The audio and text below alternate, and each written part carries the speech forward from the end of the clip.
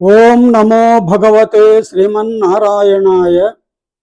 పోతన భాగవతం సప్తమ స్కందం ప్రహ్లాద చరిత్రను చెప్పుకుంటూ ఉన్నాం. ప్రహ్లాదుడు గురువులు చెప్పినా వినకుండా విష్ణుభక్తుడై ఉండడాన్ని చూసి సహించలేక తన కొడుకైనటువంటి ప్రహ్లాదుడిని హిరణ్యకశిపుడు బాగా నిందిస్తాడు.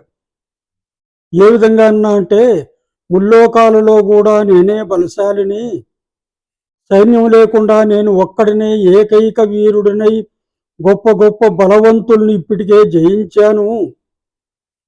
నీవు ఎవడి బలం చూసుకొని నన్ను ఎదిరిస్తున్నావు, ఎవడి ధైర్యం చూసుకొని నాతో విరోధం పెట్టుకున్నావు అని అన్నాడన్నమాట. అది జరిగింది. అనిన తండ్రికి మెల్లన వినయంబున కొడుకిట్లనియే. ఈ విధంగా కోపంగా పలికాడు తండ్రి. కొడుకు వినయంగా ఈ విధంగా తండ్రితో అంటున్నాడు, బలయుతులకు దుర్బలులకు బలమెవ్వడు నీకు నాకు బ్రహ్మాదులకు, బలమెవ్వడు ప్రాణులకును బలమెవ్వండట్టి విభుడు బలము అసురేంద్ర అన్నాడు. అంటే లోకములో బలవంతులకు బలహీనులకు ఎవడు బలమో, నీకు నాకు బ్రహ్మాది దేవతలకు ఎవడు బలమో, సమస్త ప్రాణికోటికి ఎవడు బలమో ఆ పరాత్పరుడే నాకు బలము అని సమాధానం చెప్పాడన్నమాట ప్రహ్లాదుడు. ఇంకా ఏమంటున్నాడు, మహాత్మా దిక్కులకు కాలానికి అతీతుడైన వాడెవడో, దిక్కులకు దిక్కైన వాడు ఎవడో, ఆధారం ఉన్న వాళ్ళకి ఆధారం లేని వాళ్ళకి ఆధారం ఎవడో ఆ అచ్యుతుడే నాకు దిక్కు అన్నాడు, ఆధారము అన్నాడు. తండ్రి ఆ జనార్దనుడు జగత్పతి, కాలానుగుణంగా వివిధ రూపాలతో వివిధ పద్ధతులతో ఆ విరాణమూర్తి విరాజిల్లుతూ ఉంటాడు. ఆ మహాత్ముని యొక్క ఆ మహాత్ముడు సుగుణాలకు నిలయం. ఆ చతుర్భుజుడు తన సత్వబల పరాక్రమాల ప్రభావంతో వినోదంగా విశ్వాన్ని సృష్టిస్తూ పోషిస్తూ లయం చేస్తూ ఉంటాడు అన్నమాట. అంటే సృష్టి స్థితి లయకారకుడు అతడేను అని.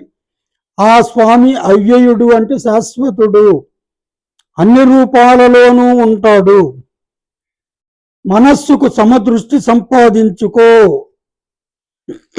ఇది తండ్రికి చెప్తున్నాడు, మనస్సుకు సమదృష్టిని సంపాదించుకో అని. ధర్మ మార్గం నుంచి తప్పిన మనస్సు కంటే శత్రువు మరెవరో ఉండరు. మనస్సును విరోధం చేసుకొనక వశం చేసుకో, అంతేగాని చిత్తానికి నీవు చిత్తమని దాస్యం చేయకూడదు అన్నమాట. మదోన్మత్తమైన రాక్షస భావాన్ని విడిచిపెట్టు. నీకు భయపడి ఎవరూ నీ ఎదుట హితం పలుకుటలేదు. అందరూ నీ మనస్సుకు ప్రియమైనదే చెబుతున్నారు, కానీ హితమైన దానిని గూర్చి ఎవరూ నీకు బోధించుటలేదు. లోకములన్నీయున్ గడియలోన జయించిన వాడవు, ఇంద్రియానీకము చిత్తమున్ గెలువనేరవు. క్షణకాలంలో అన్ని లోకాలను నీవు జయించావు. ఇంద్రియానీకము చిత్తమున్ గెలువనేరవు. ఇంద్రియాలను మనస్సును నీవు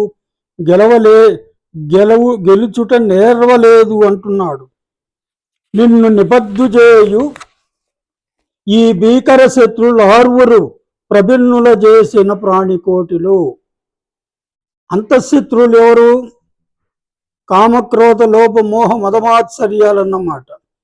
ఆ ఏడుగురు శత్రువులు నిన్ను బందీ చేశారు. ఆ భయంకర శత్రువులను జయించి నశింపచేసినట్లయితే నీకు విరోధి లేడొకడు. నేర్పున చూడుము దానవేశ్వర అని తండ్రికి హితబోధ చేశాడు. ఇంకా ఏమన్నాడు, తండ్రి మంచి మనస్సుతో మరొకసారి ఆలోచించు, కర్మబంధాలను త్రెంచివేయి, భేదభావం లేకుండా చక్కని సమదృష్టి అలవరుచుకో, సంసార మోహాన్ని తొలగించుకో, నిరంతరం మనసంతా ఆ మాధవుని పైన లగ్నం చెయ్యి అని కూడా అన్నాడు. అనిన పరమ భాగవత శేఖరునకు దోషాచర శేఖరుండు ఇట్లనియే. ఈ విధంగా పరమ భాగవత శేఖరుడు అంటే ఆ ప్రహ్లాదుడు, అంటే భగవద్భక్తులలో గొప్పవాడైనటువంటి ఆ ప్రహ్లాదుడు ఈ విధంగా అనగా దోషాచర శేఖరుండు. దోషాచరులు అంటే దోష అంటే నక్తం రాత్రి, రాత్రించరులు అంటే రాక్షసులు. ఆ రాక్షసులకు ప్రభు అయినటువంటి ఆ హిరణ్యకశిపుడు ఈ విధంగా అన్నాడు. చంపిన చచ్చదవనుచును కంపింపక ఓరి పలువ కఠినోక్తులను కుంపించదు, చావునకు తెంపరివై వదరువాని తెరగున సుమతి అన్నాడు. ఇక్కడేమంటాం, కుమతి అంటున్నాడు. ఓ నీచపు బుద్ధి కలిగిన వాడా అని కొడుకుని సంబోధిస్తున్నాడు. అంటే తన మాట వినలేదు కాబట్టి అని. దాని తర్వాత చంపిన చచ్చదవనుచును, చంపే నేను చనిపోతాను అంటూ ఉన్నావు అంటే నువ్వు చావుకు తెగించావు అని చెప్పడం అన్నమాట. చంపుతారని కానీ చచ్చిపోతానని కానీ భయం లేకుండా పోయింది నీకు. దుర్మార్గుడా, కర్ణ కఠోరమైన మాటలను ఈటెలుగా నా మీదనే విసురుతున్నావు అన్నమాట. ఏమంటున్నాడు? కంపింపక ఓరి వలువ కఠినోక్తులను కుంపించదు, చావునకు తెంపరివై వదరువాని తెరగున. అంటే చావుకు కూడా లెక్క చేయకుండా మితిమిరి మాట్లాడుచున్నావు అని తండ్రి అన్నాడు. అని మరి తండ్రి ప్రహ్లాదునితో అన్నాడన్నమాట.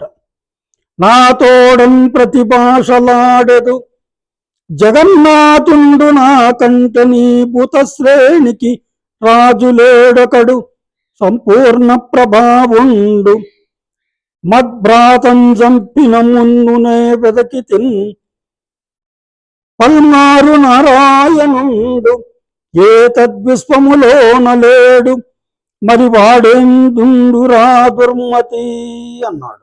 చూడండి, నాతోడని ప్రతిభాషలాడెదు, నాకే ఎదురు తిరిగి మాట్లాడుచున్నావు. జగన్నాథుండు నాకంటే నీ భూతశ్రేణికి రాజు లేడు.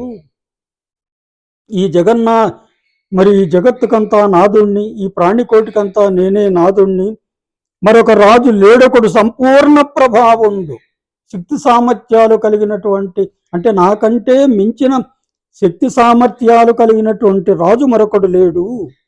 బ్రహ్మద్భ్రాతం చంపిన మున్నునే వెదకి చిన్పల్మారు నారాయణుండు. నా సోదరుడైనటువంటి హిరణ్యాక్షుణ్ణి చంపాడు కదా ఆ శ్రీమన్నారాయణుడు. మరి అతడు నే ఎదకి తిన్ పల్మారు విశ్వములోన లేడు. ఈ విశ్వమంతా కూడా అతని కోసం పలుమార్లు నేను వెదకి చూచినాను, నాకు ఎక్కడా కనిపించలేదు. మరి వాడెందుండురా దుర్మతి అన్నాడు. ఈ పిరికివాడు ఇంకెక్కడుంటాడురా అని కూడా ప్రశ్నించాడన్నమాట. ఈ హిరణ్యకశిపుడు మాటి మాటికి ఏమంటున్నాడు? వాడు పిరికివాడు పిరికివాడు అని శ్రీమన్నారాయణుని మరి అంటూనే ఉన్నాడు.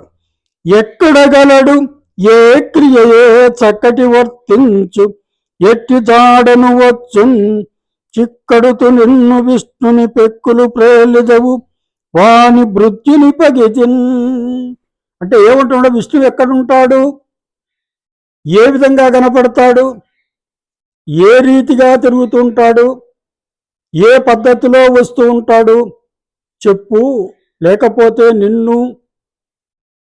నీవు నమ్ముకున్నటువంటి ఆ హరిని కూడా సంహరిస్తాను. నీవు వాడి సేవకుడిలాగా తెగ పొగుడుచున్నావు, ముందు సమాధానం చెప్పు అన్నాడు. అని హరి కింకరుండు శంకింపక. ఈ విధంగా హిరణ్యకశిపుడు అంటే హరికింకరుడు అంటే ప్రహ్లాదుడు అన్నమాట. శంకింపక, ఏమాత్రం సందేహించకుండా హర్ష పులకాంకుర సంకలిత విగ్రహుండై అమితమైనటువంటి ఆనందముతో నిలువెల్లా పులకించిపోతూ ఉన్నాడన్నమాట ప్రహ్లాదుడు. ఆగ్రహంబు లేక, ఏమాత్రం తండ్రి పైన కోపం లేక, హృదయంబున హరిందలంచి తన మనస్సులో హరిని మరి తలుచుకొని నమస్కరించి బాలవర్తనంబున నర్తనంబు చేయుచు ఇట్లనియే. అంటే పిల్లలకు అత్యంత విశ్వాసం ఎక్కువ, అందువల్ల బాలవర్తనంబున ఆ పిల్లలు ఎంతో విశ్వాసం కలిగి ఉంటారు కదా, వాళ్ళ మాదిరిగా నృత్యం చేస్తూ ఈ విధంగా పలికాడన్నమాట. కలడంబోది కలండు గాలి కలడాకాశంబునన్ కుంభినన్ కలడగ్నిందిశలన్ పగళ్ళ నిశలన్ కద్యోత చంద్రాత్మలన్ కలడు ఓంకారమునం త్రిమూర్తుల త్రిలింగ వ్యక్తులన్ అంతటన్ కలడు ఈశుండు కలండు తండ్రి వెదకంగా నేల ఈ ఆయడన్ అన్నమాట. చాలా చక్కటి పద్యం.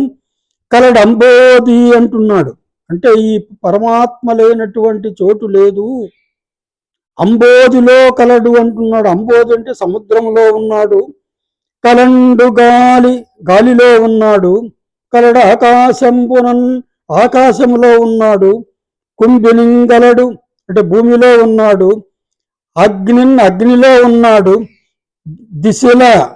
దిశల్లో ఉన్నాడు, పగళ్ళ నిశలన్ పగళ్ళు రాత్రుళ్ళు, మరి కద్యోత చంద్రాత్మలంగలండు సూర్యుల్లో ఉన్నాడు, చంద్రుల్లో ఉన్నాడు, ఓంకారమునందు ఓంకారంలో కూడా పరమాత్మ ఉన్నాడు, త్రిమూర్తుల త్రిలింగ వ్యక్తులంతంతటం కలడు. త్రిమూర్తుల బ్రహ్మ విష్ణు మహేశ్వరులో ఉన్నాడు, త్రిలింగ వ్యక్తుల అంటున్నాడు, పుంస్త్రీ నపుంసక లింగాలలో కూడా ఉన్నాడు అని.